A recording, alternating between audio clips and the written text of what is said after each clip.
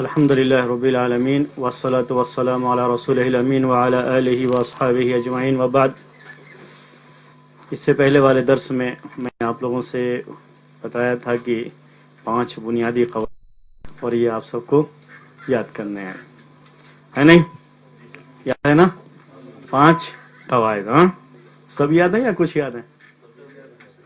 ضرورت نہیں ہے پوچھنے کی۔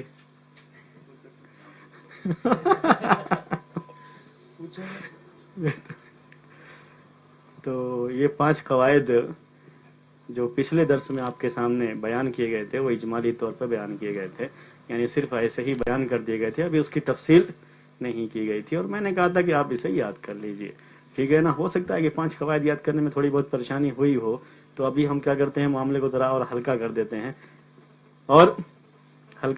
ہیں، اب جو قاعدہ ہم جس دن پڑھیں گے اس دن وہ قاعدہ یاد کرنا ہوگا، ٹھیک ہے نہیں؟ وہ 5 بھی آتے رہیں گے، اور ایسا نہیں ہے کہ وہ دوبارہ نہیں آئیں گے، میں نے صرف شروع میں اس کو اجمالی طور پر بیان کر دیا تھا، لیکن ان کی تفصیلات کے لیے وہ دوبارہ سب کی سب آئیں گے قواعد۔ پہلا قاعدہ ہم نے شروع کیا تھا اور اسی کی تفصیل آج آپ کو صرف پہلا قاعدہ یاد رکھنا ہے۔ پہلا قاعدہ کیا ہے؟ الامور بمقاصدها، الامور بمقاصدها، ٹھیک ہے؟ اس سے پچھلے درس میں نے یہ بتایا تھا کہ امور کے بارے میں، کہ امور یہ انسان کی زبان سے نکلنے والا کوئی بھی لفظ ہو، چاہے اس کے ہاتھ پیر سے ادا ہونے والی کوئی بھی حرکت، کوئی بھی کام، ان سب کو کیا کہتے ہیں؟ امور کہتے ہیں۔ سارے کام انسان کے، اس کی ساری باتیں بے مقاصدہا، ان پر جو حکم لگائیں گے ان کے مقصد کے لحاظ سے حکم لگائیں گے۔ کس مقصد سے یہ بات کہی یا کس مقصد سے یہ کام کیا گیا، مقصد کو سامنے کر کے اس کے اوپر حکم لگائیں گے، یہ اس قاعدے کا معنی ہوا، ٹھیک ہے؟ اس قاعدے کی میننگ جو ہے یہی ہے، اب کہنے کی ضرورت نہیں ہے نا، میں نے ہر لفظ کی وضاحت کر دی تھی، امور کیا ہے، مقاصد کیا ہے، ٹھیک ہے؟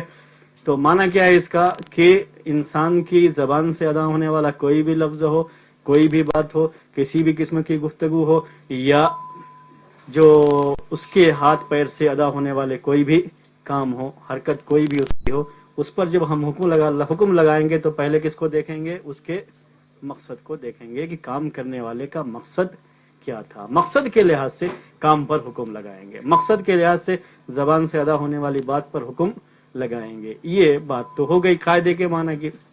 اب یہ چیز کی مقصد کا اعتبار کر کے حکم لگائیں گے، اس کی دلیل، یعنی یہ قاعدہ جو بنایا اس کے لیے پروف کیا ہے؟ یعنی صرف مسئلہ یہ نہیں کہ عقل سے ہی سوچ کر کے بنا لیا ہے، بلکہ اس کی کتاب و سنت کے اندر، قرآن و حدیث کے اندر ہیں اصول موجود ہیں، اصل موجود ہے، اس کے دلائل موجود ہیں یا چیزیں موجود ہیں۔ اس کو کہاں سے لیا ہے؟ اس کی پہلی دلیل ہے، یہ پروف اس کے لیے، انما الاعمال بالنیات۔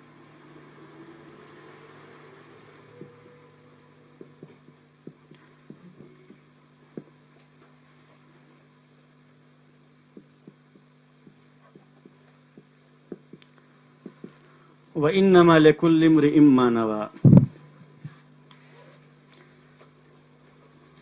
ہم نے کہا یہ ایک قاعدہ ہے، ایک فقہی قاعدہ ہے، تو اس کے لیے دلیل کیا ہے، پروف کیا ہے شریعت کے اندر؟ تو اس کے لیے جو پروف ہے وہ یہی ہے، انما الاعمال بالنیات،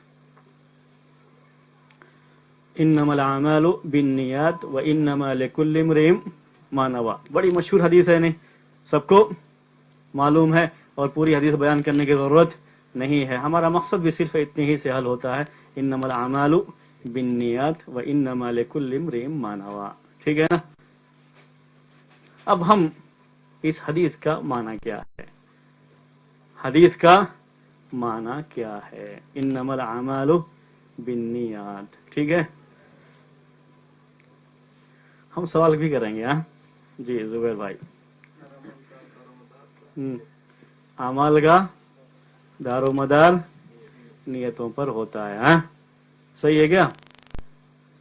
جی سہیل بھائی، اعمال کا دار و مدار نیتوں پر ہوتا ہے، کیا سمجھتے ہیں آپ دار و مدار؟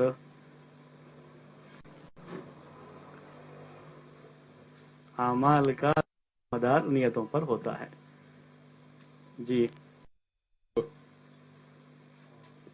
جو بھی اعمال کو شریعت کی نظر دیکھا جائے گا، نیت اس کی نیت، اس کے پیچھے نیت کیا تھی وہ پہلے دیکھا جائے گا. تقاضے سے ماپا جائے گا. جی تو فاؤنڈیشن نیت کو. ہاں، اعمال کو کا دار و مدار نیتوں پر ہے. اعمال کا دار و مدار نیتوں پہ. ہم لفظ کیا استعمال کرتے ہیں؟ دار و مدار. ہاں، دار و مدار. دار و مدار کا مطلب کیا سمجھتے ہیں آپ؟ بیسس. ہاں، بیسک. ہاں، بیسس.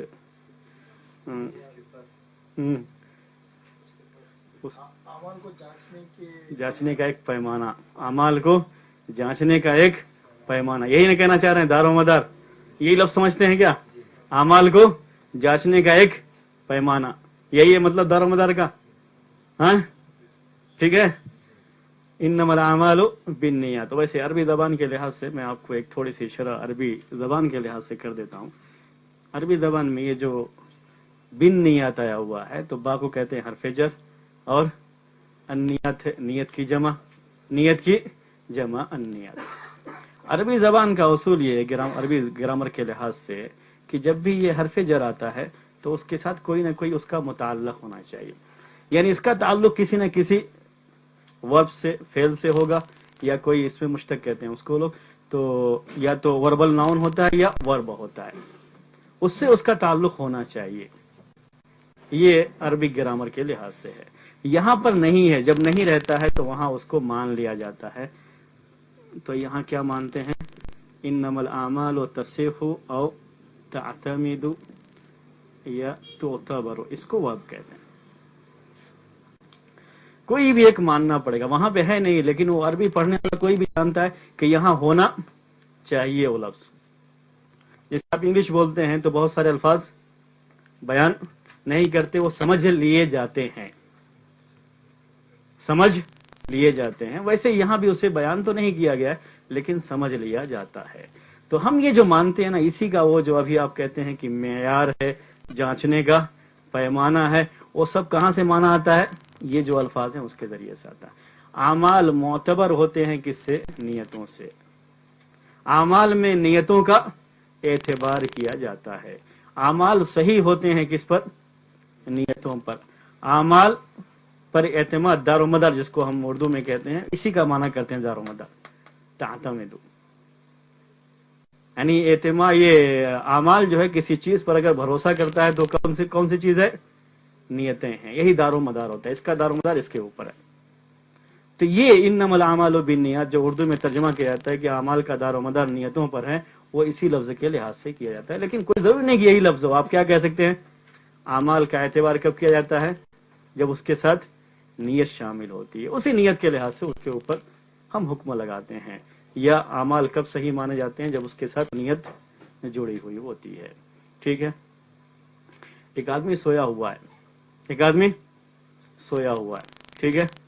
سونے میں نیند میں کچھ بڑبڑا رہا ہے اور کسی بغل والے کو گالی بھی دے رہا ہے. کیا حکم ہے اس کا؟ جی ہاں، کیا حکم ہے اس کا؟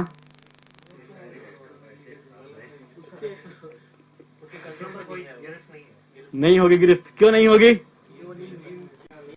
اس لیے کہ اعمال جو بھی اعتبار ہوتا ہے، جو جانچنے کے لیے معیار ہے ہمارے پاس، وہ کیا ہے؟ اس کی نیت ہے. نیند کی حالت میں اس کی کوئی نیت نہیں ہوتی ہے. جب تک نیت نہ ہو. اعمال پر حکم کیسے کس پر لگاتے ہیں؟ اس کی نیت پر. یہی نیت مقاصد بھی ہوتے. بات سمجھ میں آ رہی ہے نا؟ کیا ہوتی ہے؟ مقاصد. عمل کے حکم لگانے سے پہلے کیا دیکھنا پڑتا ہے؟ اس عمل کے ساتھ نیت کیا تھی، مقصد کیا تھا. اسی کے لحاظ سے اس پر حکم لگاتے ہیں. تو یہ جو بنایا گیا ہے فقہی قاعدہ، اس کے لیے پروف کیا ہے؟ یہ حدیث ہے انما الاعمال بالنیات. اعمال کے اوپر حکم کس کے لحاظ سے لگتا ہے؟ نیت کے لحاظ سے. نیت ہی اسی کو مقصد بھی کہا جاتا ہے. دل میں چیز ہوتی ہے نیت، یعنی اس کام کے کرنے کا مقصد کیا ہے، وہ چیز ہوتی ہے. تو اسی کے لحاظ سے اسے نیت کہتے ہیں، اور یہاں اسے مقاصد کا لفظ. دونوں میں تھوڑا سا فرق ہے، نیت اور مقصد میں. میں وہ فرق بھی آپ کے سامنے بیان کر دوں. اصل میں نیت کا تعلق تو دل سے ہوتا ہے، لیکن مقصد کبھی ظاہر بھی ہو جاتا ہے، مقصد ظاہر بھی ہو جاتا ہے. اور ہم جو یہ الامور بمقاصدها میں پڑھ رہے ہیں، خاص طریقے سے انہی مقاصد کے بارے میں پڑھیں گے جو ظاہر ہوتے ہیں.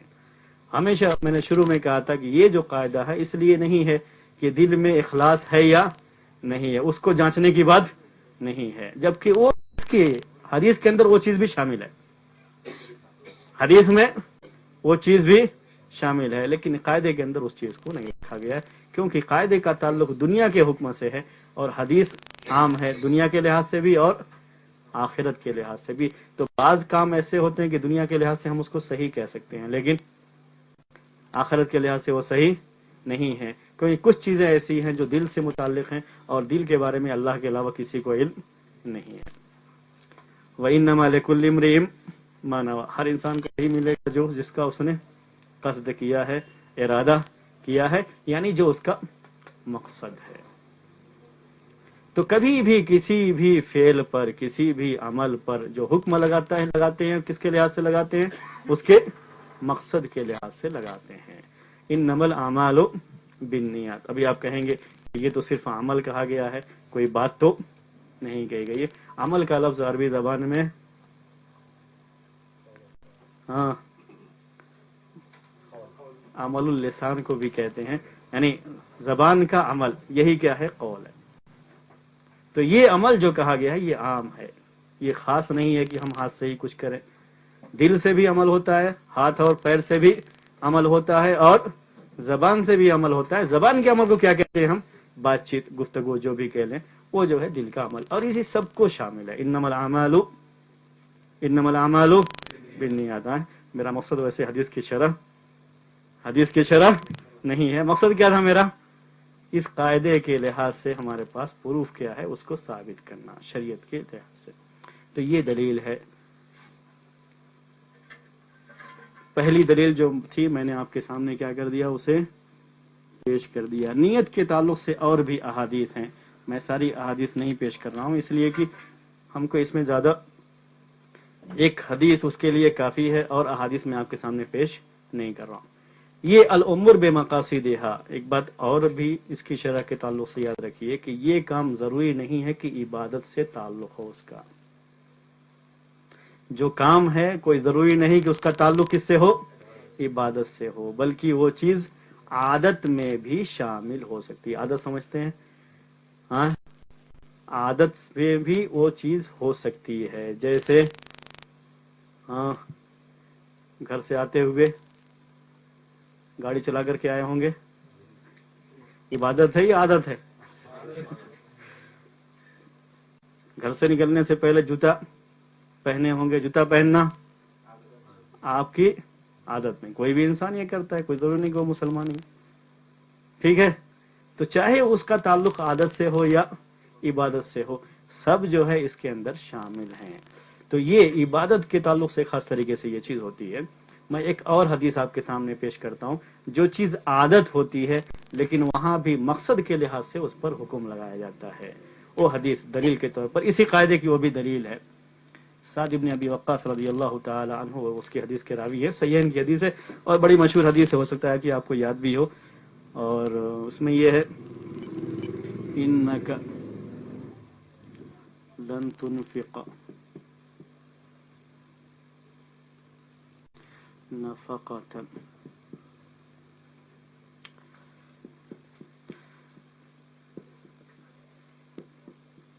تبتغی بها وجہ اللہ الا اجرت علیہا.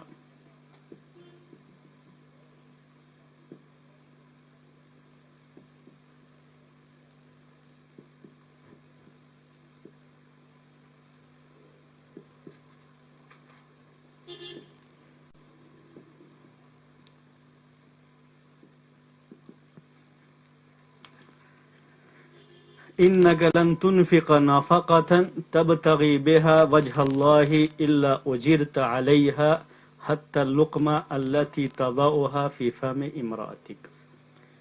عام طریقے سے یہ حدیث خطبوں میں آپ لوگ سنتے رہتے ہیں، لیکن وہ کسی اور مقصد سے سنتے تھے. یہاں ہم کسی اور مقصد سے اس کو بیان کر رہے ہیں. کہ तुम कुछ भी खर्च नहीं करोगे, कुछ भी खर्च नहीं करोगे, तब तगी बिहा वजह अल्लाह, उससे अल्लाह की खुशनुदी तलब करते हुए, अल्लाह की रजामंदी तलब करते हुए कोई चीज भी खर्च नहीं करोगे, इल्ला उजिरत अलैहा, मगर तुमको उस पर अज्र दिया जाएगा। ठीक है। हत्ता लुकमा, यहाँ तक के वो लुकमा जो तुम अपनी बीवी के मुंह में डालते हो, उस पर भी तुम्हें अज्र दिया जाएगा। कब दिया जाएगा? जब तुम उससे अल्लाह की रजामंदी और उसकी खुशनुदी चाहोगे। ठीक है, तर्जुमा तो आ गया नहीं? इन्नक लन तुनफिका नफकतन तब तक, इसका इस कायदे से क्या ताल्लुक है, इस कायदे से क्या ताल्लुक है? ठीक है, अभी मैंने आपसे ये बात कही थी कि ये उमूर जो हैं, ये काम, ये इबादत भी हो सकती है और आदत भी हो सकती है। ठीक, अब यहाँ अपने बीवी बच्चों पर खर्च करना, ये इबादत है या आदत है? हाँ, इबादत है या आदत है? क्योंकि ये काफिर भी खर्च करता है, दुनिया का कोई भी इंसान हो तो खर्च करता है, नहीं करता है? यहाँ तक कि हैवान भी अपने बच्चों को खिलाते हैं। ठीक है नहीं? दुनिया के अंदर बहुत सारे लोग हैं अपनी बीवी को उसके मुंह में लुकमा डालते हैं, लेकिन यही काम जो कि आदत में से है, किस में से है? आदत में से है इंसान की, अगर यही काम वो अल्लाह की खुशनुदी के लिए करता है, मकसद आ गया। क्या आ गया? मकसद आ गया। उसके करने का मकसद क्या है? अगर यही काम इस मकसद से करता है कि अल्लाह की खुशनुदी हासिल हो जाए, उसको उस पर सवाब दिया जाता है, अज्र दिया जाता है, इल्ला उजिरत अलैहा।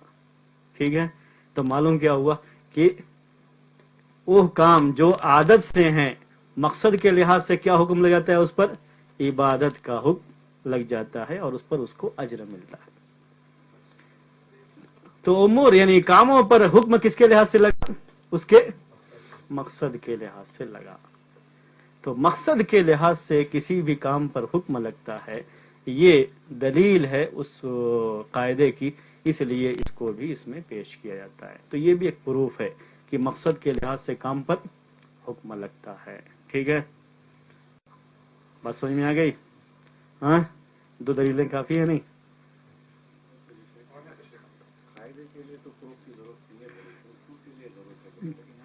मैंने जो कहा था वो इसके लिहाज से नहीं कहा था।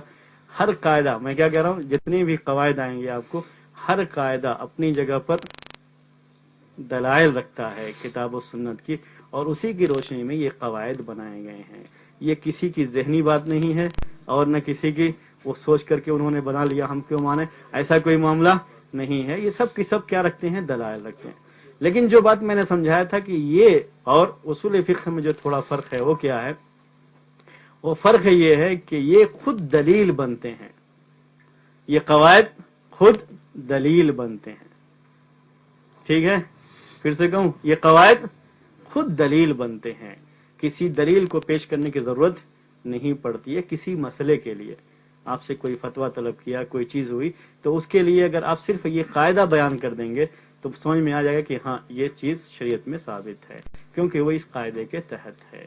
ये कायदा साबित है या नहीं है, इसको हमें दलाइल से साबित करना पड़ता है। ठीक है, मैं एक दूसरी मिसाल देता हूं आपको इसी के ताल्लुक से। अभी हम, जी बोलिए। इन्नक लन तुनफिक नफकतन तबतगी बिहा वजह अल्लाह इल्ला उजिरत अलैहा हत्ता लुकमा अल्लती तबउहा फी फम इमराअतिका। बाद रिवायतों में फी इमरातिक भी है, मतलब वो थोड़े से फर्क के साथ। फम हो या फी हो, दोनों क्या कहते हैं? मुंह को कहते हैं फम अलबेदमा। ठीक है, ये इस कायदे के लिए दलील है। एक और दलील आपको पेश करता हूं इसी को समझाने के लिए। वो दलील क्या है, इसको समझाने के लिए अहम मानी जाती है। वो दलील हदीस की रोशनी में आपको वो भी पेश करता हूं। नियत के ताल्लुक से और भी अहादीस हैं जो इस कायदे के लिए पेश की जाती हैं, लेकिन एक हदीस हमारे लिए यहाँ कायदे के रूप से काफी है।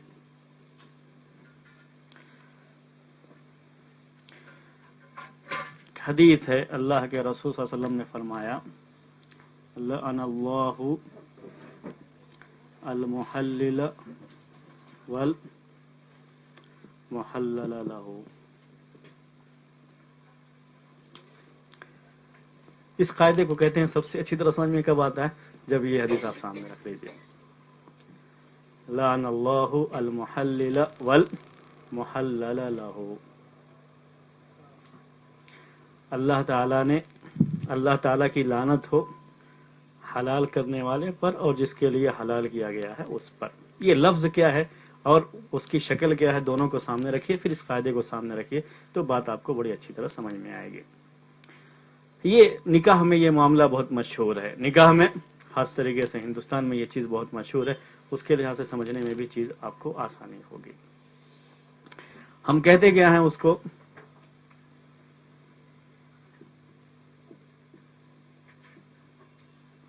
آپ میں سے میں نے کسی کا نام اس لیے نہیں لکھا ہے کہ حالانکہ لکھ سکتا تھا، خامخواہ میں ہم کسی کی جدائی کرانا نہیں چاہتے ہیں. زید اور فاطمہ دونوں کا نکاح ہے اور زید نے فاطمہ کو 3 طلاق دے دی ہے. 3 طلاق سے مطلب کیا ہے؟ تینوں طلاق ہو گئی، الگ الگ موقع پر جو ہے اس کو طلاق دے دیے اور سب کے لحاظ سے کیا ہو چکی ہے؟ 3 طلاق ہو چکی ہے، جس کو طلاق مغلظہ یا طلاق بتہ جو بھی الفاظ ہم استعمال کریں. اب یہ فاطمہ کے تعلق سے یہ حکم ہے شریعت کا کہ یہ اس وقت تک اب زید کے لیے جائز نہیں ہے، اس کے لیے نکاح کرنا جائز نہیں ہوگا جب تک اس کا نکاح کسی اور سے نہ ہو جائے، شادی نہ ہو جائے، اس کے ساتھ جو ہے یہ رہ نہ لے، تب تک اس کا نکاح زید سے نہیں ہو سکتا. یہ شریعت کا ایک مسئلہ ہے. فاطمہ زید کے لیے حرام ہے، فاطمہ زید کے لیے حرام ہے. اب اس کے بعد کیا ہوتا ہے؟ زید کے فاطمہ سے بچے ہیں، پریشانیاں ہیں بہت ساری. طلاق دینے کے بعد اس کو یہ احساس ہو رہا ہے کہ اب ہماری پریشانیاں یہ بہت زیادہ بڑھ رہی ہیں، چاہتا ہے کہ ہم فاطمہ سے دوبارہ شادی کر لیں، لیکن اس کے لیے یہ جائز نہیں ہے، فاطمہ اس کے لیے حرام ہے. زید اپنے دوست بکر سے کہتا ہے کہ چلو بھائی تم کس سے شادی کر لو؟ فاطمہ سے شادی کر لو. اور اسی وقت یہ بات اس سے رکھتا ہے کہ شادی کر کے تم 1 رات کے بعد اس کو طلاق دے دینا. ٹھیک ہے؟ کس نے کہا؟ زید نے بکر سے کہا. دونوں میں آپس میں اتفاق ہے، انڈرسٹینڈنگ اچھی طریقے سے ہے اس چیز کی، اور اس نے ایسا کیا بھی اور اس کو طلاق دے بھی دیا. ساری چیزیں ہو گئی. بتائیے یہ جب نکاح کر رہا تھا بکر فاطمہ سے تو فاطمہ کا ولی بھی موجود ہے، بکر کی رضامندی بھی موجود ہے، فاطمہ کی رضامندی بھی موجود ہے، اور 2 گواہ موجود ہیں. جتنے بھی نکاح کی شرطیں ہیں سب کی سب موجود ہیں. ظاہری طور پر نکاح کی جتنی بھی شرطیں ہیں سب کی سب موجود ہیں اور نکاح بالکل صحیح ہوا ہے.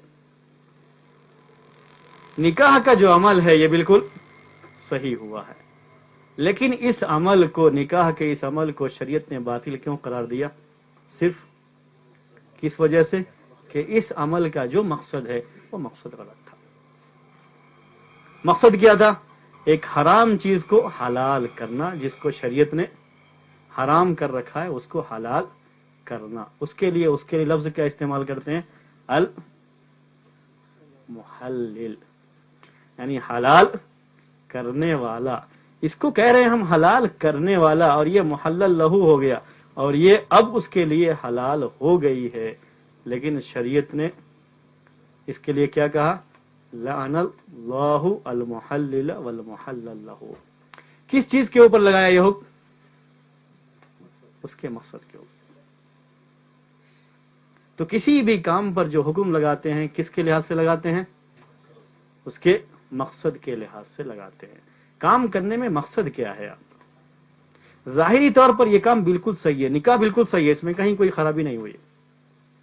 جو بھی نکاح کے صحیح ہونے کی شرطیں سب پائی جا رہی ہیں، جو چیز ہونی چاہیے سب ہو گئی. لیکن کس وجہ سے نکاح باطل ہے؟ مقصد کے لحاظ سے، کیونکہ یہ مقصد صحیح نہیں تھا. یہ مقصد تھا حرام کو حلال کرنا. تو جس چیز کو اللہ نے حرام کیا ہے اس کو حلال کرنا یہ مقصد شامل تھا اس کے اندر. اسی لیے اس پر شریعت نے کیا حکم لگایا کہ یہ باطل ہے. ठीक है, बात समझ में आ गई। एक बात ध्यान में ये भी रखिएगा, पहले आपके सामने आए कि ये ऐसे कवायद हैं जो सारे के यहाँ मुत्तफ़क़ अलैह हैं, किसी का इख्तिलाफ नहीं है, वरना फिर आप सोचेंगे फिर अहनाफ के यहाँ तो ये जायज़ है तो ये कायदे के तो खिलाफ हो रहा है। हो सकता है आपके जहन में ये बात हो, ये भी जहन में रखिएगा कि अहनाफ के यहाँ भी ये जायज़ नहीं है। ये गलत तस्वुर लोगों के जहन में बैठा हुआ कि उनके यहाँ जायज़ है, ये उनके यहाँ भी हराम है। उनके यहाँ भी क्या है, हराम है। उनके फ़िक़ही जो किताबें उनकी मौजूद हैं उसके अंदर यही है कि ये पूरा अमल हराम है। वो सिर्फ क्या कहते हैं, निकाह दुरुस्त है इसलिए कि निकाह की सारी शर्तें पाई जाती है, लेकिन ऐसा करने वाला वो गुनाहगार है, हराम है उनके यहाँ भी ये। तो हराम करने की वजह से वो क्या होगा, गुनाहगार। बकर भी गुनाहगार होगा और जैद भी। अगर इसमें फातिमा भी उस साजिश में शरीक है तो ये भी गुनाहगार होगी, सब गुनाहगार होंगे। बस वो अमल क्या है, निकाह पर क्या कहते हैं वो, लेकिन ये चूंकि मकसद था इनका उसके लिए हलाल करना, इस मकसद के लिहाज से हुक्म लगेगा उनके यहाँ भी और ये गुनाहगार होगा। तो अहनाफ के यहाँ भी ये अमल जायज़ नहीं है, ये ध्यान में रखिएगा। उनके यहाँ भी ये जायज़ नहीं, अगर जायज़ होता तो गुनाहगार ना होता, ये सब के सब उनके यहाँ गुनाहगार होंगे। जी, अगर ये कायदा समझ में आ गया है, अच्छी तरह समझ में आ गया या नहीं? हाँ, आ गया? आगे बढ़ूं? मैंने कहा था कि ये कुछ कवायद, 5 बड़े बड़े कवायद हैं, इनके तहत छोटे छोटे कवायद बहुत हैं। अब उन कवायद को, जो छोटे कवायद एक इस कायदे के तहत आते हैं, मैं आपको उनको पहले पेश करता हूँ। मैं आपके किताब में कुछ उसमें है, वो कुछ कवायद उसूली कहलाते हैं, कुछ कवायद फ़िक़हिया कहलाते हैं। इसमें दोनों बातें याद रख लीजिएगा, मतलब इस जो किताब के अंदर, जो असल किताब का अरबी नाम है, उसके अंदर दोनों चीज़ें हैं, इसीलिए कवायद भी दोनों तरह के हैं, उसूली भी हैं और फ़िक़ही भी हैं। तो इसके बाद के 4 जो है उसूली कवायद बयान किए हैं, वो कवायद फ़िक़हिया में नहीं आते हैं, बल्कि किस में आते हैं, कवायद उसूलिया में आते हैं, यानी उसूल फ़िक़ह से उसका ताल्लुक होता है। मैं उसमें से जो उन्होंने पेश किया उसकी मैं पहले आपके सामने वजाहत कर देता हूँ, उसके बाद हम इस कायदे के तहत जो कवायद फ़िक़हिया हैं उसको बयान करेंगे। उन्होंने जो इसके बाद पेश किया, अरबी में उसको कहते हैं, वो इंग्लिश में आपके यहाँ लिखा हुआ है, मा ला यतिम्मुल वाजिबु इल्ला बिही फहुवा वाजिब।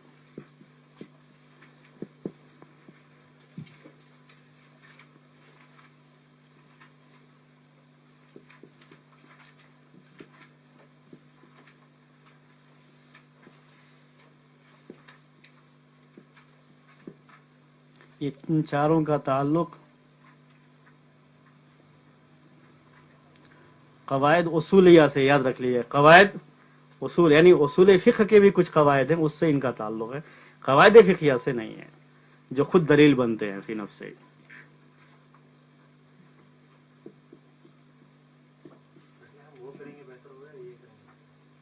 किताब में लिखा है बोल करके मैं लिख दे रहा हूँ, और थोड़ा समझा करके फिर हम उसी की तरफ आ जाएंगे। हाँ, कुल्लु मा जर्रा, पहले बताए थे जो आप उसको फॉलो करेंगे ज़्यादा बेहतर रहेगा, छोड़ दूँ? हाँ, एक किताब को फॉलो करने की बजाय आप जो हमारे को समझने में आता है, ठीक ठीक, मैं वैसे समझता हूँ। नहीं, मैं भी उसको बेहतर समझता हूँ, लेकिन किताब में बोल करके मैं इसको लिख रहा था, कोई हर्ज नहीं, ताकि हमारा इस कायदे से ताल्लुक बाकी आखिर में, इस कायदे के आखिर में उसको बयान कर देंगे, बाद में बयान कर देंगे, लेकिन जो है फिलहाल इसी पे चलेगा। इसी कायदे से जुड़ा हुआ एक, इसी कायदे के, इस कायदे में ये कायदा है, मन इस्तअजल शैअन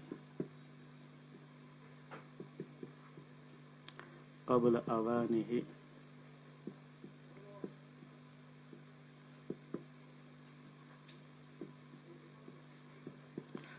अल उमूर बिमक़ासिदिहा के तहत ये कायदा, मन इस्तअजल शैअन, अरबी में ये लिखा हुआ, मैं हर लफ्ज़ की वजाहत कर दूंगा आपके सामने।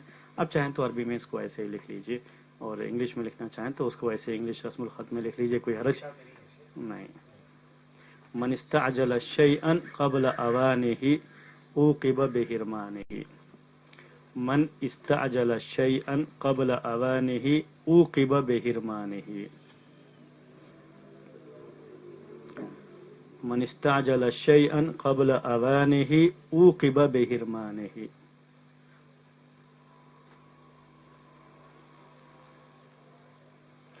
میرے اس پر اگر آپ فالو کر کے انگلش میں لکھنا چاہیں تو لکھ سکتے ہیں من استعجل شيئا قبل اوانه عوقب بحرمانه. من استعجل شيئا قبل اوانه عوقب بحرمانه. ٹھیک ہے، من استعجل شيئا قبل اوانه عوقب بحرمانه. اب ایک قاعدہ ہو گیا یہ، اور یاد ہو گیا ہوگا الامور بمقاصدها. اب اس کو آپ کو یاد کرنا ہے. من استعجل شيئا قبل اوانه عوقب بحرمانه. من استعجل شيئا، جس نے جلدی کیا کسی چیز کے بارے میں اس کا وقت آنے سے پہلے، وقت آنے سے پہلے حاصل کرنا چاہا.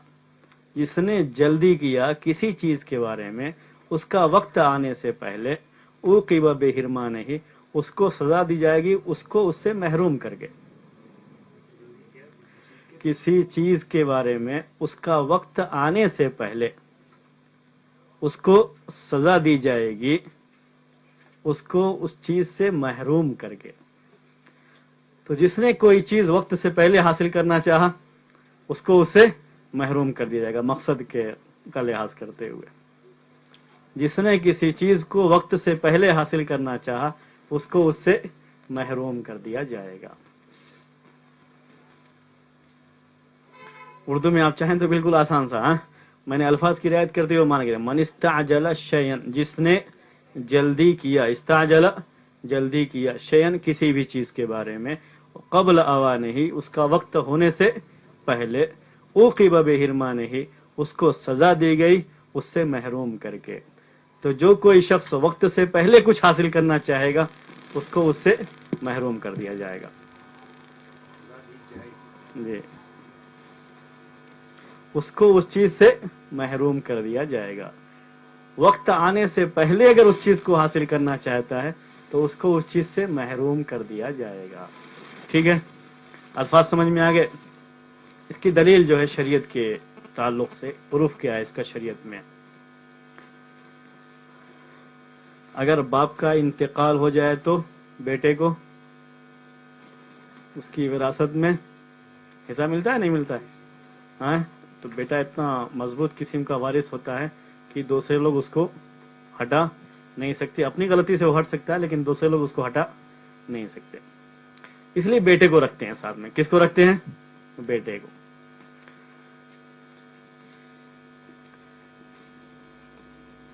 بیٹا اس کے بعد کیا بنتا ہے؟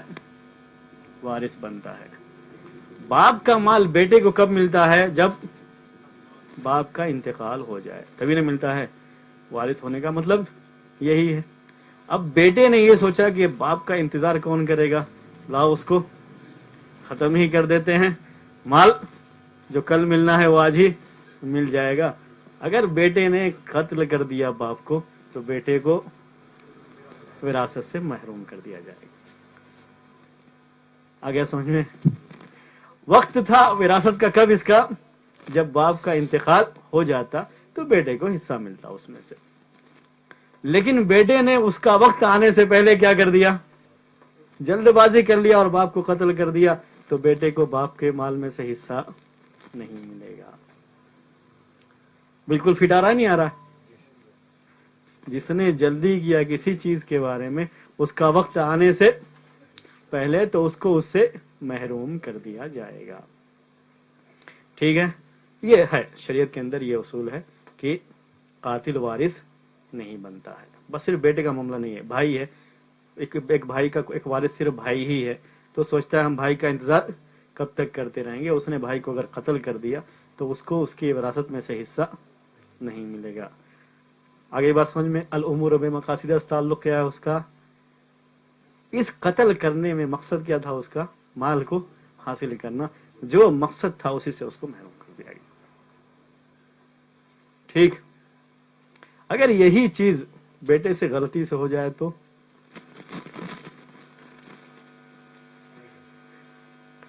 ایک دوسری یہ تو ہو گئی جو ہے یعنی قاعدے کو سمجھانے کے لیے کہ اس کے لیے پروف شریعت میں کیا ہے. اب ایک دوسرا اسی سے جڑا ہوا مسئلہ جو اسی قاعدے کے روح سے اس پر حکم لگاتے ہیں، وہ مسئلہ میں آپ کو پیش کر رہا ہوں.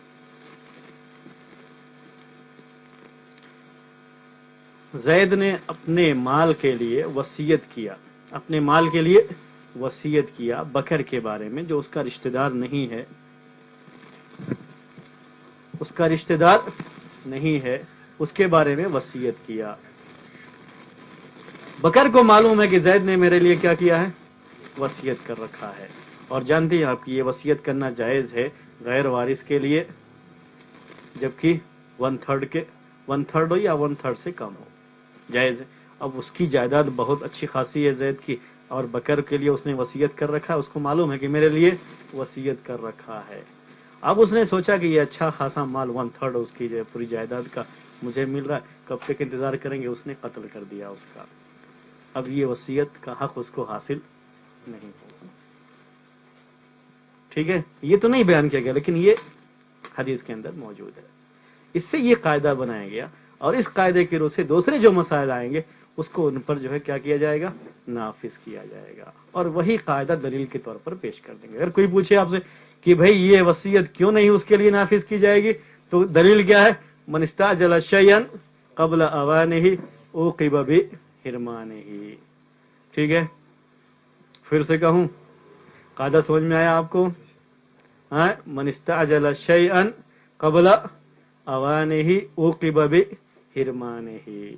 ٹھیک ہے، اگر وقت سے پہلے کسی چیز کو حاصل کرنا چاہیں گے تو اس کو اس چیز سے محروم کر دیا جائے گا.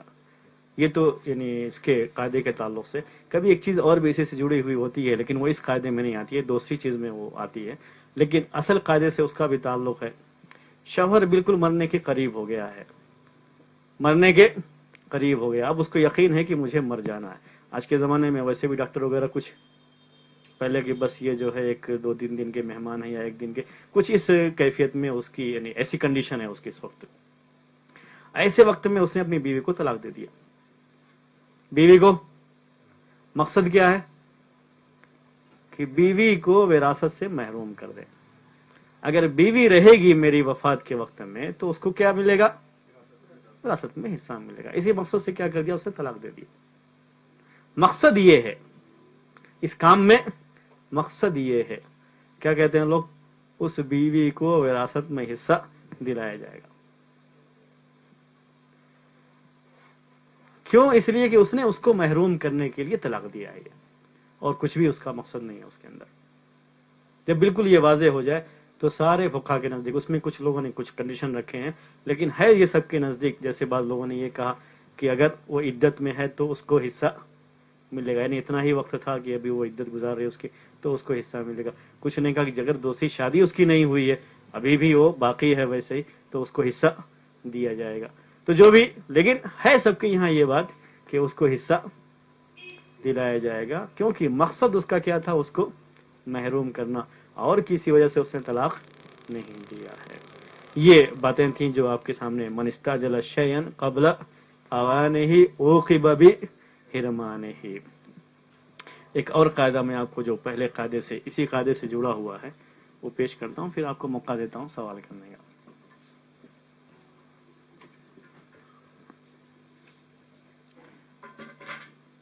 مقاصد الالفاظ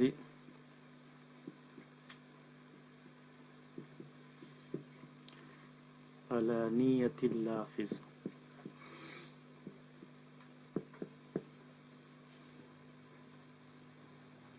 الا فی صورت واحدہ.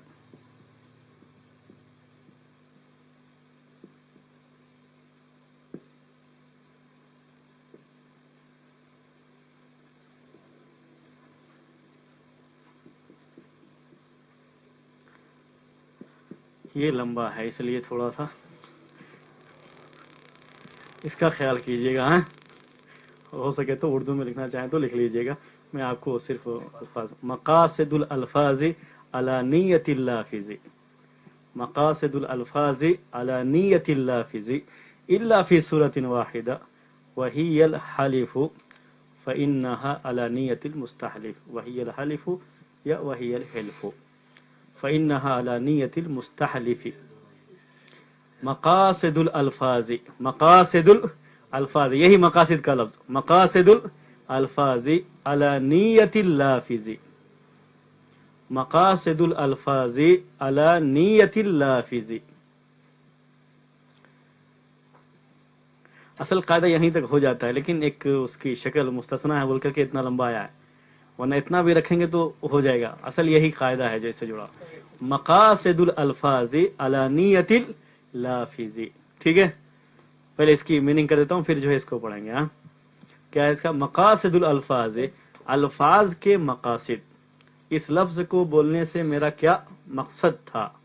आजकल आप सियासी ज़बान में सुनते रहते हैं कि मेरे बयान को तोड़ मोड़ कर, या मेरा ये मकसद नहीं था, बोलते रहते नहीं बार बार। तो वही जो है ये कायदा है असल में, मकासिदुल अल्फाज़ि, अल्फाज के मकासिद अला नियतिल लाफ़िज़, बोलने वाले की नियत पर होंगे। अल्फाज के मकासिद किसके ऊपर होंगे? बोलने, लाफिज कहते हैं बोलने वाला, जिसकी मुंह से लफ्ज अदा हुआ है वो लाफिज। ठीक है, तो अल्फाज के मकासिद किसके ऊपर हैं? बोलने वाले की नियत पर है कि उसने इस लफ्ज से क्या मकसद लिया है, उसके बोलने का मकसद क्या था। सुनने वाले का एतबार नहीं, किसका एतबार होगा? बोलने वाले का एतबार होगा। मकासिदुल अल्फाज़ि अला नियतिल लाफिज़ि। ठीक है, इल्ला फी सूरतिन वाहिदा, सिवाय एक सूरत में, यानी हमेशा यही कायदा रहेगा, लेकिन एक शक्ल ऐसी है जहां पर यह कायदा नहीं रहेगा। वो शक्ल क्या है? कसम खिलाना, वहियल हालिफु। इल्ला फी सूरतिन वाहिदा, सिवाय एक सूरत में, एक शक्ल में, वहियल हिल्फु या वहियल हालिफु, और ये क्या है? कसम खिलाना है। अगर किसी ने किसी से कसम खिलाया है तो उस वक्त किसका एतबार होगा? फ़इन्नहा अला नियतिल मुस्तहलिफ, उस वक्त अल्फाज के मकासिद कसम खिलाने वाले की नियत पर होंगे, कसम खिलाने वाले की नियत पर होंगे। ठीक है, ये अल्फाज है। मैं फिर से पढ़ता हूं आपको, उसका तर्जुमा करता हूं उर्दू में, फिर मैं समझाता हूं कैसे ये दोनों को अलग अलग अल्फाज क्या देखिए। मकासिदुल अल्फाज़ि अला नियतिल लाफ़िज़ि, अल्फाज के मकासिद बोलने वाले की नियत पर होंगे, सिवाय एक शक्ल के, इल्ला फी सूरतिन वाहिदा, सिवाय एक शक्ल के, और वो शक्ल क्या है?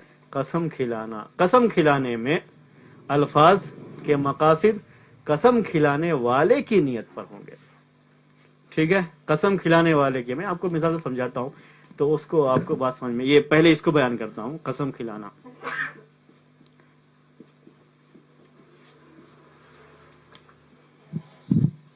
जैद और बकर, ठीक है, आप में से किसी का नाम नहीं ले रहा हूं अभी भी, अभी कोई हरज नहीं है, वैसे बाद में लूंगा, अभी जब कोई अच्छी चीज आएगी तो ले लूंगा जो है, अभी फिलहाल जो है नहीं ले रहा हूं।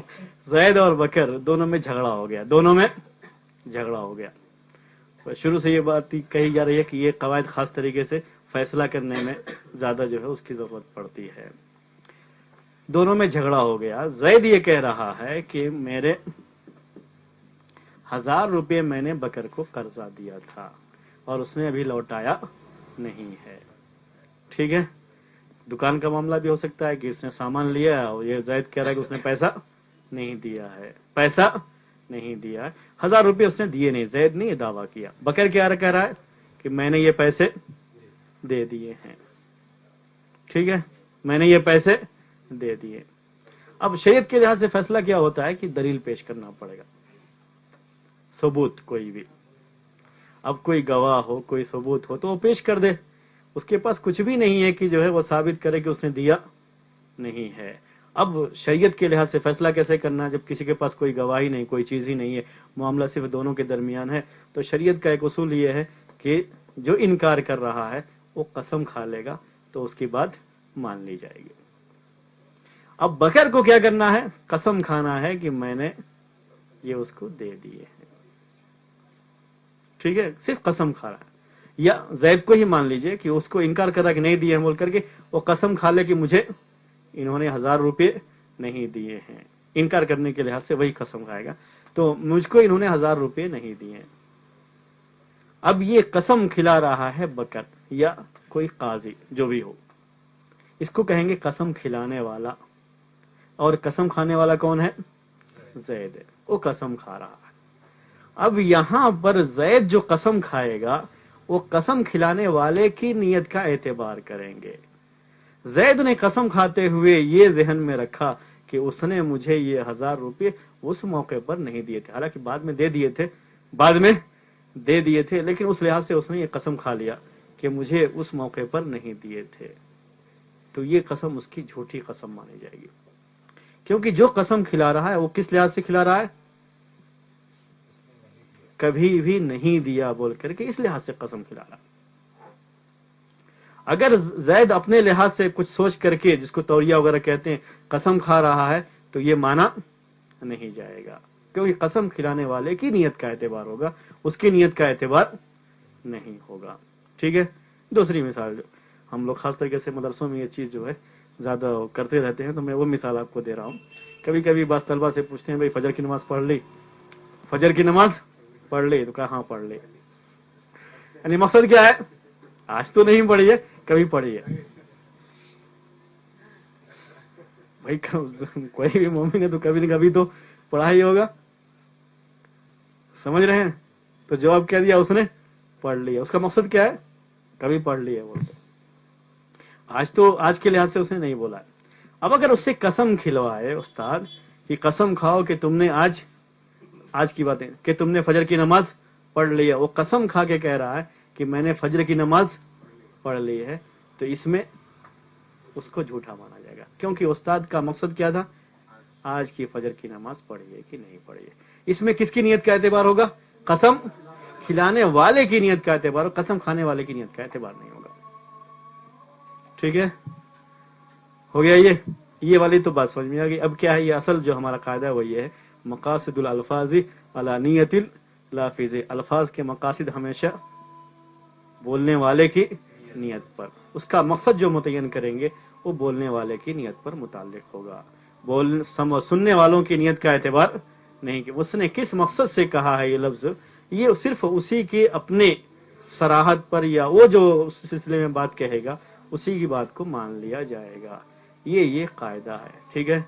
تھوڑی اس کی انشاءاللہ جو ہے وضاحت آپ کے سامنے اس کے بعد والے درس میں آئے گی، کیونکہ ابھی جو ہے جیسا کہ آپ کو پہلے سے معلوم ہے کہ یہ اذان کیا ہے ہمارے لیے، گھنٹی ہے کہ ٹائم ختم ہو گیا ہے. ٹھیک ہے. میں تھوڑی دیر بیٹھتا ہوں، وہ سوال جواب کی جو بات ہے اذان ختم ہوتی ہے تو وہ جو ہے سوال جواب کر دیں گے. فَإِنَّهَا قسم کھانی پڑتی ہے.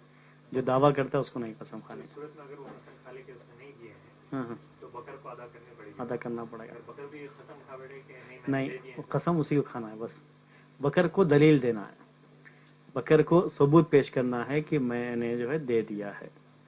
ثبوت اگر نہیں پیش کر رہا ہے دینے کا تو وہ صرف قسم کھا لے گا کہ جو ہے اس نے مجھے نہیں دیا ہے. شوہر بیوی میں اختلاف ہو جائے کہ مہر کا پیسہ دیا ہے یا نہیں دیا ہے، تو دینے کا کام شوہر کا چونکہ ہے، تو شوہر کو اگر کہتا ہے کہ میں نے دیا ہے تو اس کو دلیل پیش کرنا پڑے گا، ثبوت پیش کرنا پڑے گا، اس کو ہم کہتے ہیں پروف دینا پڑے گا اس کو. یہی بینہ کہتے ہیں عربی میں. البینۃ للمدعی والیمین علی من انکر، یہ ایک اس کا پورا جو ہے اصول ہے. وہ بھی ایک قاعدہ آئے گا، وہ کہ جو دعویٰ کر رہا ہے اس کو کیا کرنا پڑتا ہے؟ پروف دینا پڑتا ہے، ثبوت دینا پڑتا ہے اس کو. جو انکار کر رہا ہے قسم اسی کو کھانی ہے. اگر یہ اپنا ثبوت نہیں پیش کر سکا، کسی پروف سے ثابت نہیں کر پایا اپنے دعوے کو، تو جس کا انکار کرنے والا ہے صرف کیا کھا لے گا؟ وہ قسم. اس سے قسم کھلوائی جائے گی. اگر بکر کی صورت میں ایسی یہ انکار کر دے کہ مجھے پیسے دینے ہی نہیں ہیں تو وہ الگ بات. ہاں، وہ مسئلہ الگ ہے. الگ مسئلہ ہے.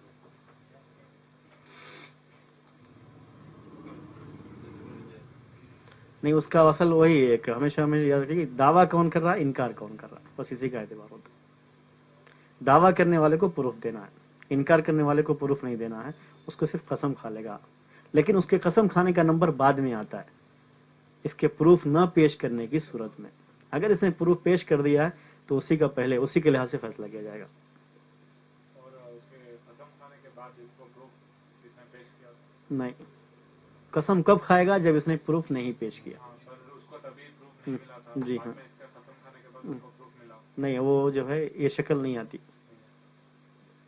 क्योंकि कभी भी कसम उसी वक्त खिलाएगा जब मुकम्मल तरीके से इससे नाउमीदी हो गई कि अब कोई प्रूफ नहीं है.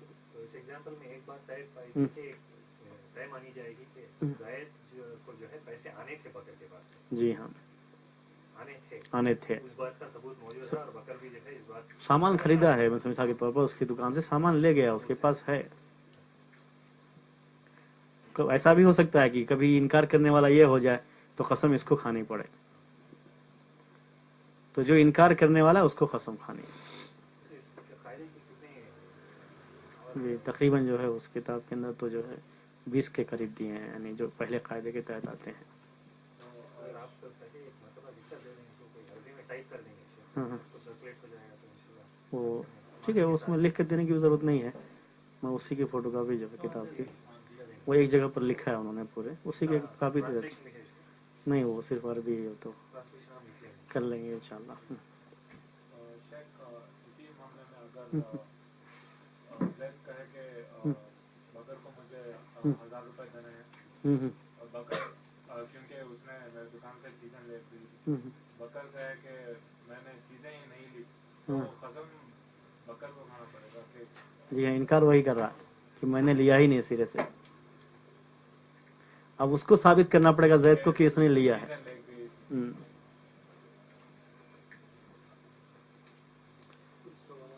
जी हाँ, अगर है तो उसको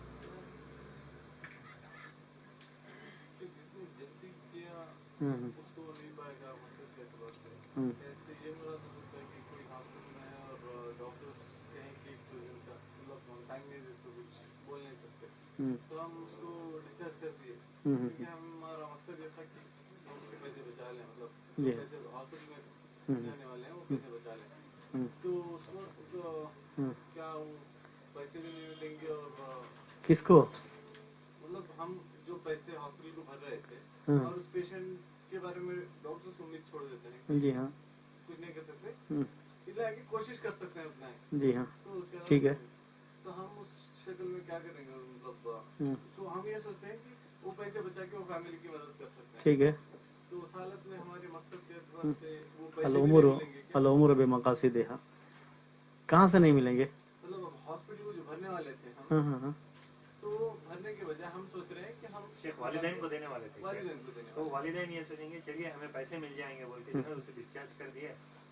हालांकि अभी इलाज हो सकता था, हालांकि इलाज हो सकता था, हालांकि डॉक्टर बोल दिया है नहीं है बोल के, तो कोशिश कर सकते हैं बोले. नहीं, उसकी फिर जरूरत नहीं ना है. जब वो उसकी कोई उम्मीद नहीं है तो एक चीज जिसकी कुछ उम्मीद ना हो वहाँ पैसे खर्च करने का तो कोई असल इसमें तो नहीं आता है.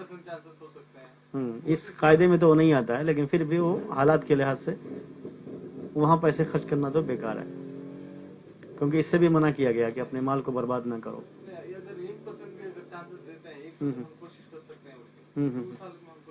जी हाँ, कर सकते हैं. अगर 1% भी चांस दे रहे हैं तो चांस ले सकते हैं, खर्च कर सकते हैं, क्योंकि जिंदगी मौत तो किसके हाथ में है, अल्लाह के हाथ में. लेकिन कभी ऐसी भी शक्ल हो जाती है कि वो बिल्कुल ही अब वो तो वहाँ तो खामखा पैसे खर्च करना बेकार है. अगर 1% भी चांस देते हैं हमें खर्च करना है, अगर नहीं करेंगे तो गलती होगी क्या? नहीं, वो एक अलग वो उस आदमी की अपनी हालत पर वो डिपेंड करता है. ऐसा नहीं है कि जो है वो पैसा है भी नहीं तो हम खामखा जो कहाँ से लाके खर्च करें. हाँ, तो खर्च करना चाहिए, कोई हर्ज नहीं. पैसे हैं, खर्च करना चाहिए. खर्च किस पे करना चाहिए, वो उसके इलाज पे. 1% चांसेस, हाँ, उसके इलाज पे पैसे खर्च करेंगे. नहीं तो उसके वालिदैन को देने के लिए नहीं, उसके उसी के ऊपर खर्च करेंगे. और किसके लिए खर्च करेंगे, उसके इलाज के लिए. अगर 1% भी चांस है, जब तक सांस है तब तक आस है कहते हैं. जी नहीं है, बस करें. फायदा तो नहीं है हाँ? उर्दू का कायदा ही है. ठीक है, ठीक बात है. सुभानक अल्लाह.